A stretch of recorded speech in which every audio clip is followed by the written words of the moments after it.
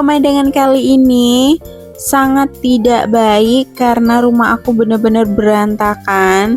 Di hari Sabtu ini Pak suami tuh libur, jadi dia suruh temennya untuk bantuin melitur gerobak jualan aku. Karena di video sebelumnya aku udah cerita ya kalau banyak banget rayap. Dan terakhir kemarin itu styrofoam yang biasa aku pakai untuk jualan yang aku simpen di gerobak habis dan rusak dimakan rayap. Kan jadi jengkel ya.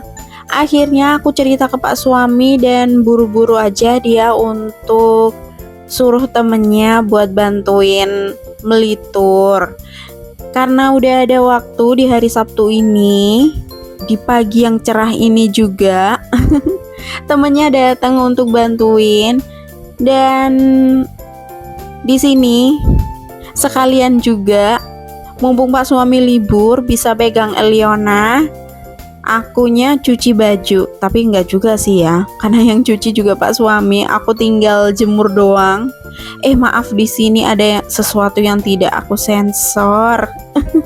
Nanti aku tutupin stiker aja ya, biar nggak kelihatan karena itu adalah aib. Oke. Untuk selanjutnya aku mau jemurin pakaian dulu di depan.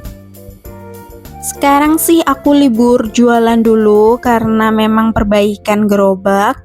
Dan kebetulan juga bahan-bahan untuk jualan aku udah habis, kayak pempek, burger, dan juga mie. Itu udah habis semua, jadi aku liburin aja.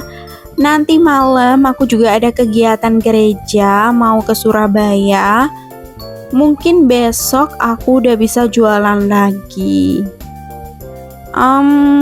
Puji Tuhannya sih sekarang jualan itu udah lancar meskipun masih online. Tapi untuk orang yang mau beli di rumah juga bisa, yang mau makan di rumah juga bisa, karena aku udah sediain minuman juga.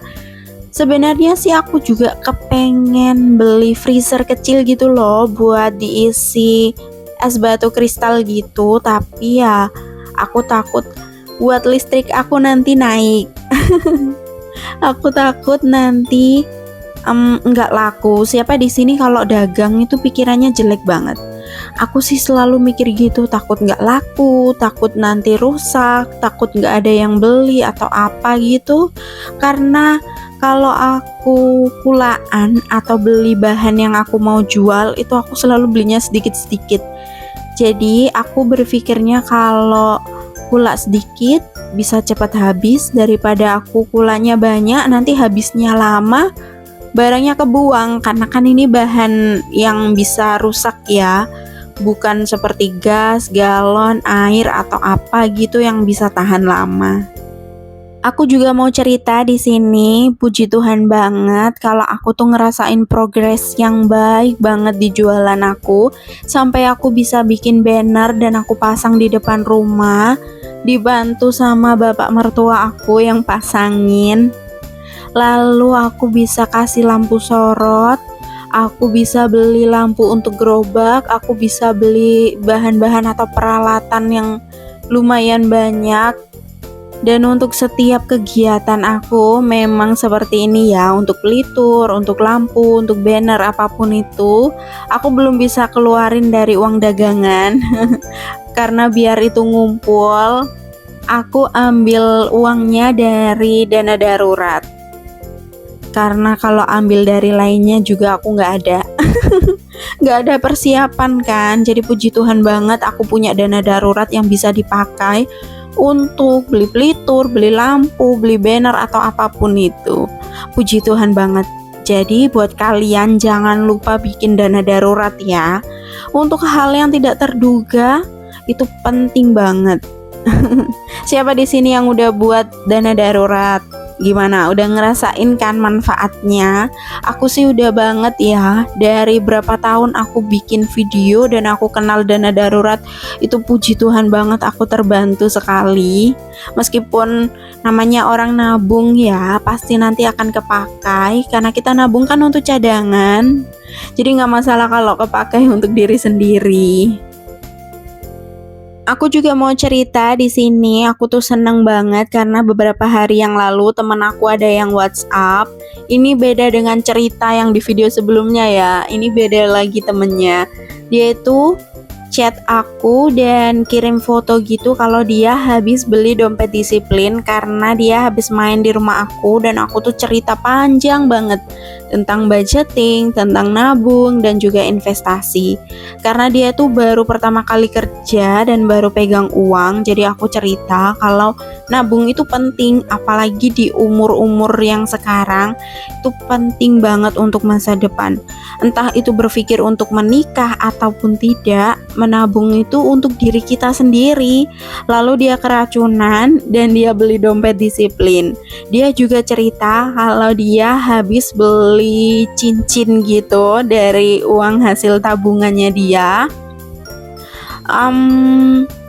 Ada hal yang perlu diajari juga sih, karena kalau beli perhiasan itu atau untuk investasi juga nggak sembarangan. Kita harus lihat harganya, kadarnya, kapan kita jual atau kapan kita beli, itu kita harus tahu posisinya yang tepat ya. Aku sih cerita kalau di hari besar lebih baik tidak membeli perhiasan karena pasti harganya naik. Sebenarnya kita nggak perlu terlalu mikirin naik turunnya emas, tapi yang perlu kita pikirin adalah gimana cara kita menabung uang itu untuk kita bisa beli emasnya. Ketika kita punya uang, langsung aja kita beli, entah itu antam, logam mulia, atau entah itu perhiasan yang bisa kita pakai.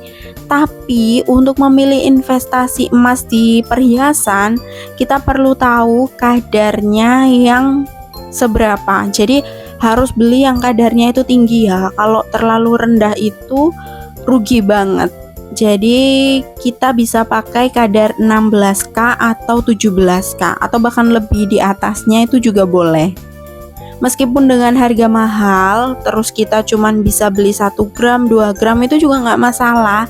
Yang penting bisa untuk investasi ke depannya. Dan untuk emas, pasti kalian juga tahu ini investasi jangka panjang, jadi nggak bisa diperjualbelikan setelah seminggu beli, 1 bulan beli, bahkan 1 tahun beli. Itu kalian pasti nggak dapat untung ya. Jadi minimal waktunya 5 tahun. Oke, lanjut ke videonya. Di sini aku tinggal tata doang karena gerobaknya juga udah selesai dipelitur, udah dimasukin juga.